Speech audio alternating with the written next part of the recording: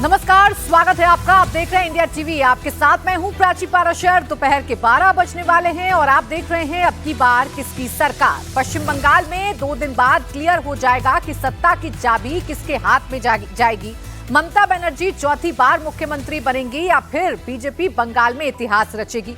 लेकिन फिलहाल कोलकाता में ईवीएम को लेकर बीजेपी और टीएमसी में दो हाथ शुरू हो चुके हैं। लेकिन चुनाव आयोग बेहद सख्त है। विवाद, हंगामे और आरोपों के बीच पश्चिम बंगाल में स्ट्रांग रूम के बाहर पुख्ता सिक्योरिटी है। कोलकाता के नेताजी इंडोर स्टेडियम के बाहर फोर्स तैनात है। भवानीपुर के सखावत स्कूल सेंटर के बाहर भारी संख्या में केंद्रीय बलों की मौजूदगी है।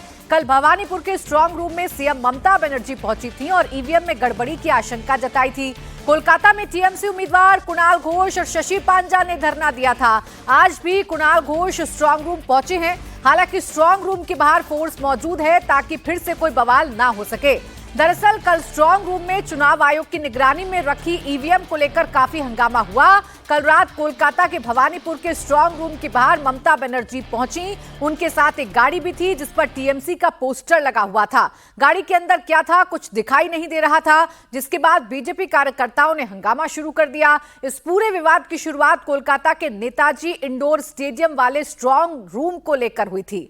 कोलकाता के जिस स्ट्रांग रूम के बाहर कल हंगामा हुआ था, कुणाल घोष और शशि पांजा ने धरना दिया था, आज भी वहां टेंशन वाले ही हालात हैं। कुणाल घोष आज सुबह से Netaji indoor stadium counting centre में मौजूद हैं। कुणाल घोष सीसीटीवी के जरिए स्ट्रांग रूम की निगरानी कर रहे हैं। कुणाल घोष का कहना है कि उन लोगों को जानकारी मिली है कि आज भी शाम 5 बजे फिर मूवमेंट हो सकता है, फिर पोस्टल बैलेट आ सकता है, इसलिए विटनेस को मौजूद रहने को कहा गया है। तो अब ईवीएम को लेकर दो हाथ शुरू हो चुका है। ईवीएम को लेकर पश्चिम बंगाल में बवाल शुरू हो चुका है। टीएमसी स्ट्रांग रूम के बाहर लगातार धरना दे रही है। ये तो सील्ड स्ट्रांग रूम है ना, तो अचानक हम लोग देखा सील्ड स्ट्रांग रूम वो खोल के कुछ लोग अंदर मूवमेंट हो रहा है। क्या मूवमेंट हो रहा है, कैसे मूवमेंट हो रहा है, क्यों होगा, इसीलिए हमारा प्रोटेस्ट था। हम लोग जानना चाहते थे। तो वो लोग बोल रहे हैं हम भेजा है, हम मेल भेजा है। और अगर आप लोग मेल भेजा है तो घुसने क्यों नहीं दे रहा है?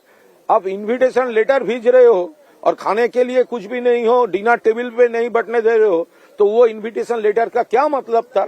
इसीलिए मैडम शशि पांजा, हम लोग, मैं, हमारा एजेंट आया, हम सब लोग धरना पे बैठा था। बाद में वो डीओ मैडम आया और मैडम ने कही कि ये उसका एक गलती हुआ है, ये नहीं करना चाहिए। तो वो कुछ हमारा जो ऑब्जर्वेशन है हमने बोला वो हो रहा है। लेकिन अभी वो तो पूरा फुल सिक्योरिटी यहाँ पर तो एकदम फोर्ट बना दिया है। तो वहां पर हम सुबह आए थे, जो सीसीटीवी का जो स्क्रीन में कल मूवमेंट चल रहा था वो स्क्रीन का क्या हाल है वो स्पेशली ऑब्जर्व करने के लिए। अभी तो उनमें कोई मूवमेंट नहीं है, लेकिन हमारा पास खबर है जे 5 PM करीब फिर वहां पर मूवमेंट हो सकता है। फिर कुछ बैलट आएगा, पोस्टल बैलट, और वहां पे मूवमेंट होगा। इसीलिए हम सब कैंडिडेट और हमारा सब कैंडिडेट और एजेंट लोगों को हम इन्फॉर्म कर देते हैं जो वहां पर अगर फिर से कोई मूवमेंट हुआ तो हम इसी को भी रिक्वेस्ट किया, हम लोगों को वहां पर एज विटनेस वहां पर रहना चाहिए। टीएमसी ईवीएम में छेड़खानी का आरोप लगा रही है, यानी कि कोलकाता में स्ट्रांग रूम के बाहर का इलाका जंग के मैदान में तब्दील हो चुका है। यहां बीजेपी एजेंट्स भी मौजूद हैं। उनका कहना है कि सीसीटीवी में स्ट्रांग रूम की हर एक्टिविटी दिखाई जा रही है, फिर भी टीएमसी नेताओं और कार्यकर्ताओं ने बेवजह बवाल किया है। सुबह आने का कारण है कल रात को जो ये लोग तांडव किए हैं, नियम के विरुद्ध जाके स्ट्रांग रूम के पास कुणाल घोष, शशि पांजा, उनके सारे लोग 25-30 लोग अंदर ढुके हुए थे। मेरा कल हम ही से अंदर में विवाद हुआ। मैंने वहां पे पूछा कि ये तो 144 जोन है, यहाँ पे तो अलाउ नहीं है, इतना सारा लोग क्यों बैठे हैं? वो लोग अंदर बैठे थे, हम लोग उनको लड़ झगड़ के बाहर किए। करने के बाद हम लोग उन लोग बिना मतलब का एक विवाद, वहां पे कैमरा लगा हुआ अंदर में, स्ट्रांग रूम का हर एक चीज दिखा रहा है। कल वहां पे बैलेट पोस्टल अलग किया जा रहा था, जो मीडिया में वीडियो चल रहा है, पोस्टल बैलेट को अलग अलग किया जा रहा था। तो वो एक्टिविटीज अंदर में उन लोग को अगर कुछ करना होता तो यहाँ क्यों दिखाता? कैमरा में चल रहा था, तो उस एक्टिविटीज को इन लोग जानबूझ के इशू बना के पूरे देश में माहौल खराब करने के लिए ये लोग किए हैं। और इसलिए हम लोग सुबह सुबह चले आए हैं, क्योंकि आज भी राज्य पुलिस के ऊपर हम लोगों को भरोसा नहीं है। कल राज्य पुलिस द्वारा उन लोग को अंदर भेजा गया। राज्य पुलिस अगर उनको अंदर नहीं भेजती, यहीं पे रोक देती, तो कल कितना कुछ नहीं होता। इसलिए हम लोग भी सुबह सुबह चले आए हैं और हम लोग अभी बैलेट पोस्टल यहाँ से जाएगा। हम लोगों को सूचना मिला, हम लोग इसलिए आए हैं। अब ये लोग किस लिए आए हम लोगों को नहीं मालूम। ये लोग हमेशा बिना मतलब का विवाद पैदा करते हैं और कोई भी इन लोग का काम नहीं है। कभी ममता बनर्जी लंगड़ी हो जाती हैं, व्हील चेयर पे बैठ जाती हैं, कभी बोलती है सर में लग गया, कभी बोलती है कि यहाँ ईवीएम में गड़बड़ी हो रहा है। पूरा क्रिस्टल क्लियर इलेक्शन कमीशन काम कर रहा है। ये बिना मतलब बेबुनियाद उन लोगों पर इल्जाम लगाया जा रहा है। हम लोग भी तो खड़े हैं, कल रात से हम लोग यहाँ पे हैं। अगर कुछ गलत होगा तो हम लोग भी तो विवाद करेंगे। इसलिए हम लोग यहाँ पर किले में तब्दील कर दिया गया है इसको। जरूरी है। तृणमूल के गुंडे, आप कल गुंडा वाहिनी नहीं देखे? कल बिना मतलब यहाँ पे इतना हाई सिक्योरिटी जोन में इन लोग 100-100, 200 आदमी अंदर ढुक जा रहे हैं। भारतीय जनता पार्टी के उम्मीदवार अकेला आ रहे हैं, एजेंट अकेले आ रहे हैं। ये लोग पता नहीं कौन कौन लोग यहाँ ढुक जा रहे हैं। ये लोग का हमेशा मोटिव रहा है कि इस आड़ में मशीन लूट लिया जाए, मशीन को चेंज कर दिया जाए। मतलब किसी न किसी तरीके से ये लोग हमेशा करना चाहते हैं। हम लोग भी डटे हुए हैं। भारतीय जनता पार्टी के कर्मी, चीफ इलेक्शन एजेंट के नाते सुबह से हम भी आए हुए हैं। ये लोग कोई भी 2 नंबर काम करेगा, हम लोग उसे अटकाएंगे।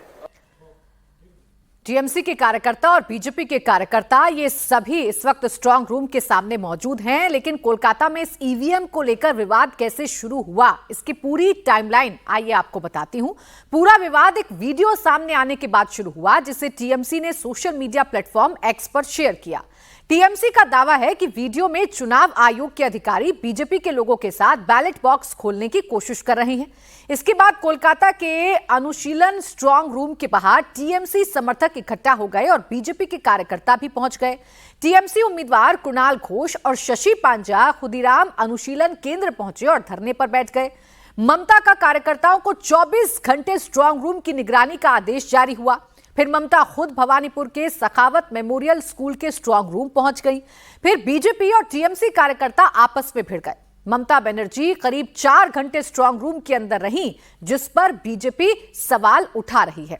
ममता बनर्जी ने अपने कार्यकर्ताओं को 24 घंटे स्ट्रांग रूम की पहरेदारी करने को कहा है। ममता बनर्जी का आरोप है कि पोस्टल बैलेट में गड़बड़ी की जा रही है। पार्टियों को बिना सूचना के पोस्टल बैलेट रूम खोला गया है। बाहरी लोग आकर पोस्टल बैलेट में हेरफेर कर रहे हैं।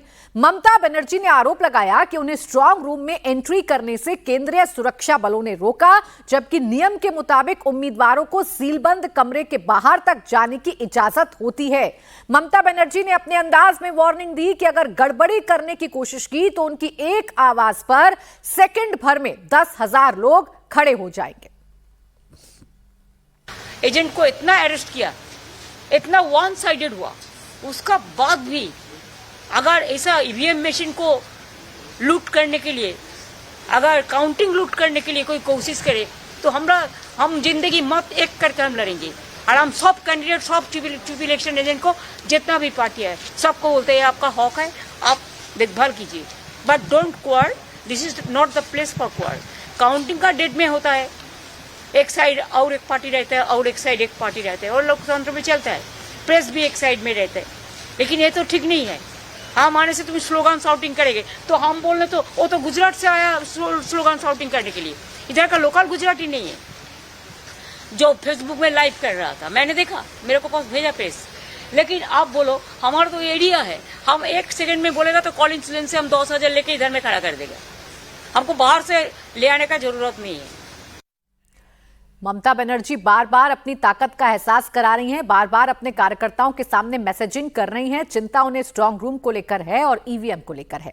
अब टीएमसी ने जो सीसीटीवी शेयर किया है उस पर चुनाव आयोग की तरफ से जवाब भी दिया गया है। चुनाव आयोग ने कहा कि स्ट्रांग रूम का कोई भी सीसीटीवी बंद नहीं किया गया। स्ट्रांग रूम की लाइव फुटेज भी दलों को उपलब्ध कराई गई। नियम के तहत केवल पोस्टल बैलेट की छटनी की जा रही थी। पार्टियों को सूचना दी गई थी, लेकिन कोई नहीं आया। चुनाव आयोग का कहना है कि गलत तरीके से ईवीएम स्ट्रांग रूम खोलने के रूप में पेश किया गया। सच्चाई यह है कि नेताजी इंडोर स्टेडियम वाले खुदीराम अनुशीलन केंद्र पर सभी ईवीएम स्ट्रांग रूम सुरक्षित हैं। हालांकि टीएमसी का कहना है कि चुनाव आयोग की तरफ से उन्हें बैलेट को लेकर कोई भी जानकारी नहीं दी गई थी। स्ट्रांग रूम खुल के लाइट जला के कुछ हो रहा है खुदीराम अनुशीलन केंद्र के अंदर, सबको दिखाई दिया। इसीलिए हमारे कैंडिडेट्स वहां गए थे और उसके बाद उन्होंने प्रेस कॉन्फ्रेंस करके बोले हैं कि वो पोस्टल बैलेट के लिए हो सकता, लेकिन उसके लिए भी कैंडिडेट को या चीफ इलेक्शन एजेंट को या पार्टी को, सब, सिर्फ हमको नहीं, सबको पता कराना था, नहीं किया।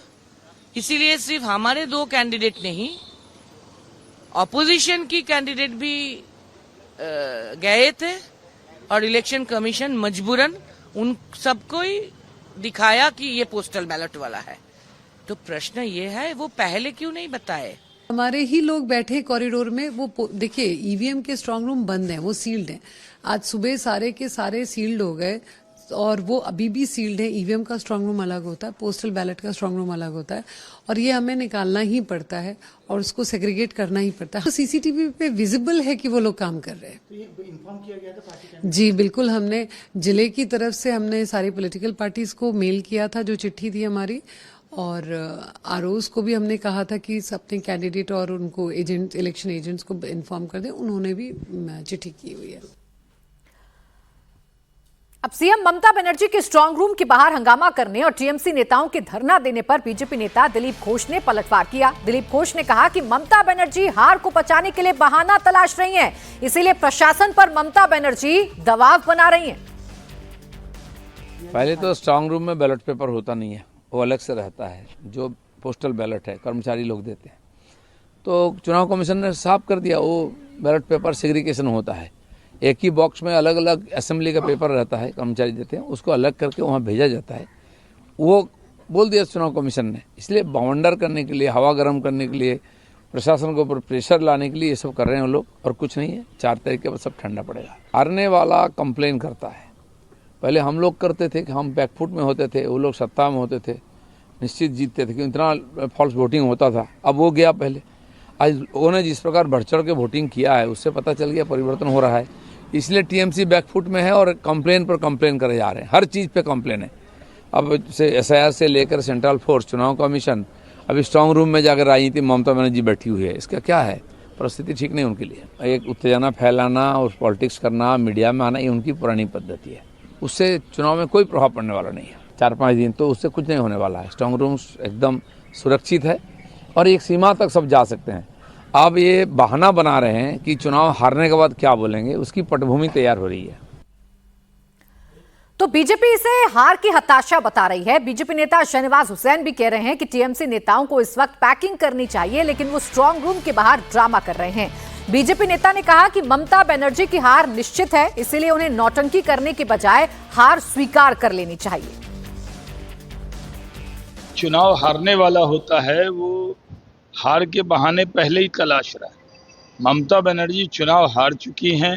सारे एग्जिट पोल बता रहे हैं कि टीएमसी का सुपड़ा साफ हो गया है। टीएमसी के नेताओं को पैकिंग करनी चाहिए।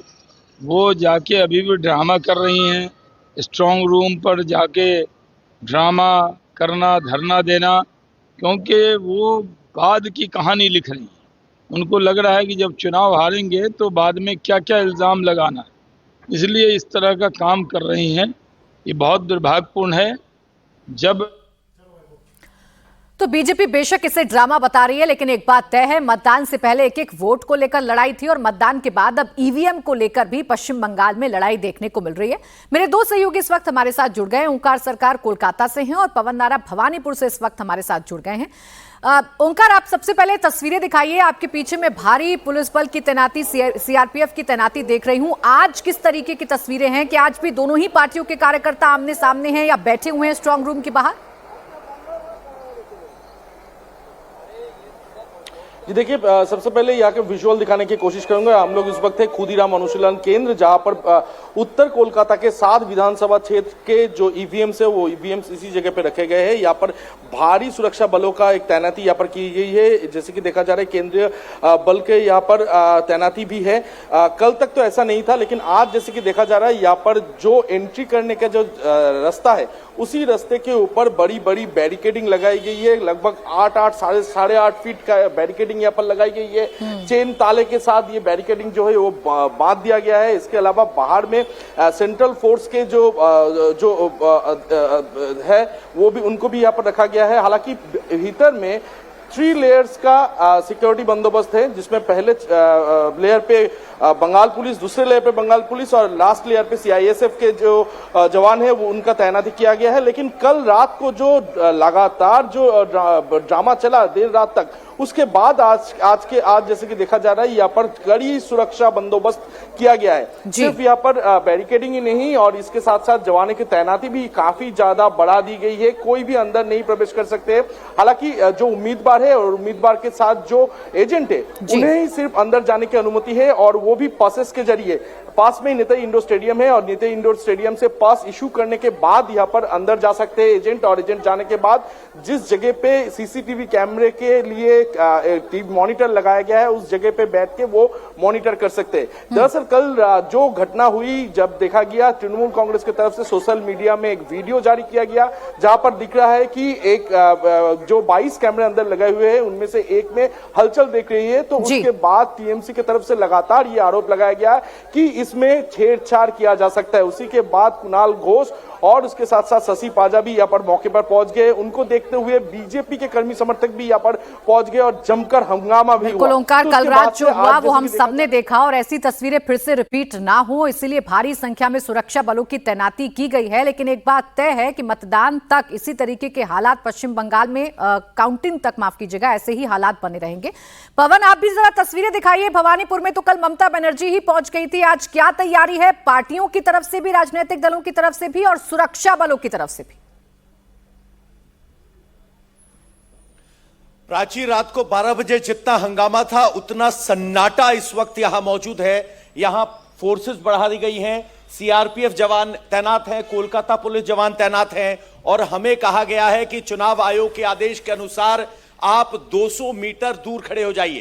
तो लगातार अनाउंस किया जा रहा है। हो सकता है इस लाइव के बाद भवानीपुर के इस काउंटिंग सेंटर का गेट आप कैमरे पर ना देख पाए, क्योंकि सबको यहां हटाया जा रहा है। जितने भी पोलिंग बूथ के लिए गाड़ियां आनी है उनका नंबर और ड्राइवर का नंबर यहां इस पोस्टर पर लिखा है। इसके अलावा यहां आज कोई भी मौजूद नहीं है। यहां पार्टी टीएमसी और बीजेपी की तरफ से जरूर काउंटिंग एजेंट अंदर मौजूद हैं। इसके अलावा यह गली पूरे तरीके से सन्नाटा है। आप गले में जो कार्ड देख रहे हैं, ये जो इलेक्शन कमीशन ने कार्ड जारी किए वही आ सकता है। बाकी जो आपको इस सड़क पर दिखाई दे रहा है या तो मीडिया है या फोर्सेस है। तो कुल मिलाकर अब इलेक्शन कमीशन की तरफ से ये यहां घोषणा की गई है कि आप 200 मीटर दूर यहां से चले जाएं। इस गली के यहां से और दूसरे कोने से ब्लॉक ऑफ कर दिया गया है गली को, और सिर्फ पुलिस की गाड़ियां आपको यहां चलती हुई दिख रही हैं। यानी अभी 2 दिन बाकी हैं और इन 2 दिन वोटिंग सेंटर के बाद काउंटिंग सेंटर पर सबकी निगाहें होंगी।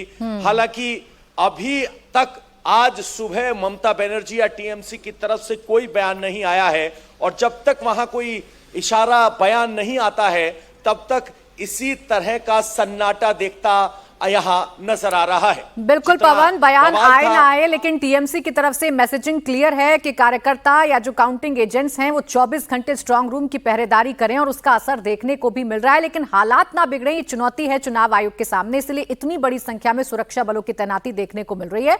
शुक्रिया आपका ओंकार और पवन तमाम जानकारी हमें देने के लिए। बंगाल के बाद आइए बात कर लें पंजाब की। पंजाब में आपके 7 सांसदों के पार्टी छोड़ने के बाद विपक्ष लगातार मान सरकार के नंबर्स पर सवाल उठा रहा है। ऐसे में आज पंजाब में भगवंत मान सरकार ने विधानसभा का विशेष सत्र बुलाया है। विधानसभा का स्पेशल सेशन शुरू हो गया है। इस दौरान मान सरकार विश्वास प्रस्ताव ला सकती है और सदन में बहुमत साबित कर सकती है। कांग्रेस, बीजेपी और अकाली दल लगातार मान सरकार के पास पर्याप्त नंबर ना होने का दावा कर रहे हैं, विधानसभा के विशेष सत्र से पहले कांग्रेस ने विधानसभा के बाहर मजदूरों के साथ प्रदर्शन भी किया। वहीं सीएम मान ने विधानसभा में कहा कि आज मजदूर दिवस है और इसीलिए ये स्पेशल सेशन बुलाया गया है। स्पेशल सेशन सर मजदूर डे है सर, आज मे डे है, पूरी दुनिया च मनाया जा रहा है ना, पर अज मजदूरों के मामले ते डिबेट होगी। बोलियो बिल्कुल। राणा गुरजीत जी बैठे ने, उन्होंने कोले किन्ने मजदूर काम करते हैं, तुसी आप बहुत सारे अपने अपने बिजनेसां दे विचों। अब आपको आइए ये बताते हैं कि पंजाब विधानसभा का नंबर गेम है क्या। भगवंत मान अगर विश्वास मत हासिल करना चाहते हैं तो उनके पास कितने नंबर्स हैं। पंजाब में कुल 117 विधानसभा सीटें हैं, यानी बहुमत के लिए 59 विधायकों का साथ होना जरूरी है। आम आदमी पार्टी के इस समय 94 विधायक हैं, कांग्रेस के पास 16 विधायक हैं, अकाली दल के पास 3 और बीजेपी के पास 2 विधायक हैं। वहीं 1 विधायक बीएसपी के पास है। यानी अगर बहुमत की बात करें तो भगवंत मान बड़े कंफर्टेबल हैं। 94 विधायक आम आदमी पार्टी के पास हैं, जबकि बहुमत का आंकड़ा 59 है। तो ऐसे में कोई मुश्किल भगवंत मान के सामने है नहीं। पुनीत परिंजा मेरे सहयोगी इस वक्त जुड़ गए हैं ज्यादा जानकारी के साथ। पुनीत, 7 राज्यसभा सांसदों का आम आदमी पार्टी को छोड़ना हलचल तो पैदा करता है पंजाब में, लेकिन क्या इसका असर विधायकों की संख्या पर भी पड़ा है? ऐसा क्या है कि विपक्ष ने विश्वास मत की मांग की है और यह स्पेशल सेशन भी बुलाया गया है? देखिए, अगर मैं स्पेशल सेशन की बात करूं, यहाँ पर तो स्पेशल सेशन जो है वो जो बात कही गई है कि मजदूर दिवस पर बुलाया गया, लेकिन जो विपक्ष है उनका ये कहना है कि ये बहाना है। ये दरअसल अपनी स्ट्रेंथ शो करने के लिए विश्वास प्रस्ताव लेकर आएंगे ताकि 6 महीने जो अगले 6 महीने हैं इनके खिलाफ नो कॉन्फिडेंस मोशन जो है विपक्ष ना ला सके। ये इस वजह से ये स्पेशल सेशन जो है ये बुलाया गया है। वहीं दूसरी अगर मैं आपको एक तस्वीर दिखाता हूँ, काफी इंटरेस्टिंग तस्वीर है। ये बीजेपी ने भी इस पूरे सेशन का बहिष्कार किया है और पैरेलल सेशन जो है वो चलाया जा रहा है। ये तस्वीर इस वक्त आप देख रहे हैं, ये पैरेलल सेशन चल रहा है। सामने आपको सुनील जाखड़ नजर आएंगे, उनके साथ आपको विक्रमादित्य साहनी जो कि राज्यसभा सांसद है, ये भी 7 सांसदों में से थे जो छोड़कर जो है वो बीजेपी में शामिल हुए, वो नजर आ रहे हैं। इसके साथ ही आपको एक और तस्वीर दिखाता हूँ, यहाँ पे संदीप जाखड़ आपको नजर आएंगे। ये बीजेपी का सेशन चल रहा है, लेकिन संदीप जाखड़ जो कि कांग्रेस के एमएलए हैं वो यहाँ पर आपको नजर आ रहे हैं। तो दूसरी तरफ हालांकि कांग्रेस ने इनके खिलाफ पहले ही कार्रवाई की हुई है। और दूसरी तरफ मैं आपको तस्वीर दिखाऊं तो सामने कुल मिलाकर पुनीत, पंजाब में विधानसभा चुनावों से पहले जबरदस्त हलचल है। भगवंत मान भी देखना चाहते हैं कि कितने लोगों का साथ उनके पास है, कितने विधायक उनके साथ हैं। तो वहीं विपक्षी दल भी ये देखना चाहते हैं कि उनकी क्या तैयारियां हैं। शुक्रिया आपका तमाम जानकारी के लिए।